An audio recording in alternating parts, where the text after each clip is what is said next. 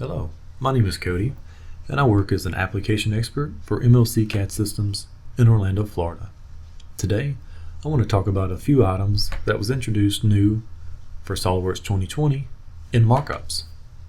So Markups is a great tool to use to communicate with fellow colleagues inside of a SOLIDWORKS file. Now, accessing that Markups tool is a lot easier with its own toolbar and Command Manager tab. You'll also notice that when you're in touch mode, the buttons are a little bit bigger, making that a lot easier to hit first time around.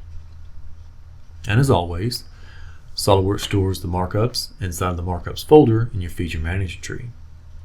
And you'll notice when you hover over them that it shows a nice preview of what each one of those markups look like when they were created in that orientation.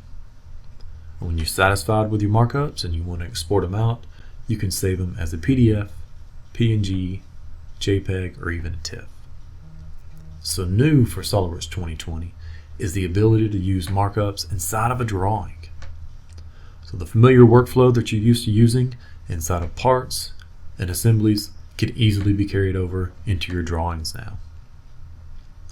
You can actually control the visibility of the markups inside your feature manager tree or your heads-up display under the view settings.